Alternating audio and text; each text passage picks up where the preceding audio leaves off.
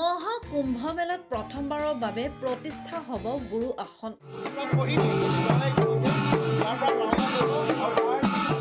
প্ৰয়াগৰাজত প্ৰাণ পাব অসমীয়া নামঘৰে।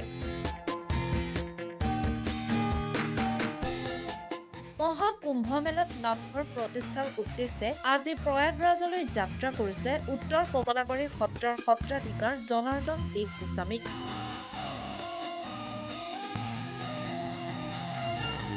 মাজুলীৰ পৰা ভাগৱতলৈ কুম্ভমেলালৈ যাত্ৰা মাজুলীৰ উত্তৰ কমলাবাৰী সত্ৰৰ সত্ৰাধিকাৰ জনাৰ্দন দেৱ গোস্বামীৰ। প্ৰয়াগৰাজৰ কুম্ভমেলাত 7 দিনকৈ চলিব ভাগৱত পাঠ আৰু ব্যাখ্যা।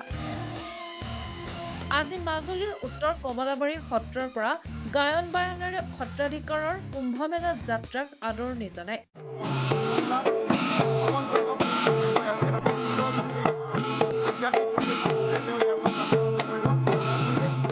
এক গুৰুগম্ভীৰ পৰিৱেশৰ মাজত সত্ৰাধিকাৰ ৰাওনা হৈছে প্ৰয়াগৰাজলৈ।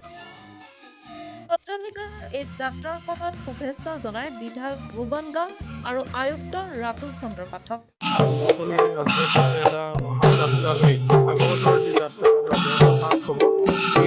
সত্ৰৰ পৰা এতিয়া ঠিক 11:30 বজাত আমি ইয়াতে যাত্ৰা আৰম্ভ কৰিছোঁ। আজিৰ যাত্ৰা আমি কলাক্ষেত্ৰত ল'ম আৰু কাইলৈ 8:30 বজাত কলাক্ষেত্ৰৰ পৰা ওলাই যাম আৰু এই যাত্ৰাৰ পথত আমি মাধৱ গুৰুজনৰ জন্মস্থানতো সেৱা লোৱাৰ ব্যৱস্থা কৰা হৈছে আৰু আমি আশা কৰিছোঁ মহাকুম্ভলৈ সকলোৱে আহক।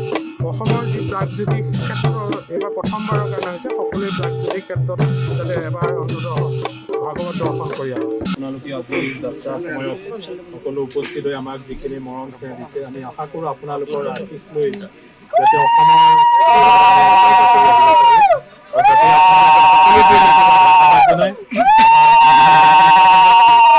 আমি আসন ল'ব বিচাৰোঁ। আমিও আসন ল'ম যিহেতু আৰু লগতে আজি আমি গৈ ইয়াৰ পিছতে মাধৱ গুৰুজনৰ স্থানত সেৱা ল'ম।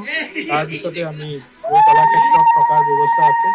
কাইলৈ পুৱা 8:30 বজাত যাত্ৰা আৰম্ভ কৰি আমি কোকৰাঝাৰ হৈ শিলিগুৰিলৈকে যাম আৰু তাৰ পৰৱৰ্তী সময়ত পাটনাত ৰোৱাৰ ব্যৱস্থা হৈছে। গতিকে এই সমূহ কাৰ্যসূচীত আৰু আমি 20 তাৰিখে গৈ প্ৰয়াগৰাজ পাম আৰু 21 তাৰিখৰ পৰা আমি ভাগৱত পাঠৰ শুভাৰম্ভ কৰিম। News desk, time of Assam. সময়ৰ খবৰ সময়ত পাবলৈ ফলো কৰক টাইম অফ আছাম।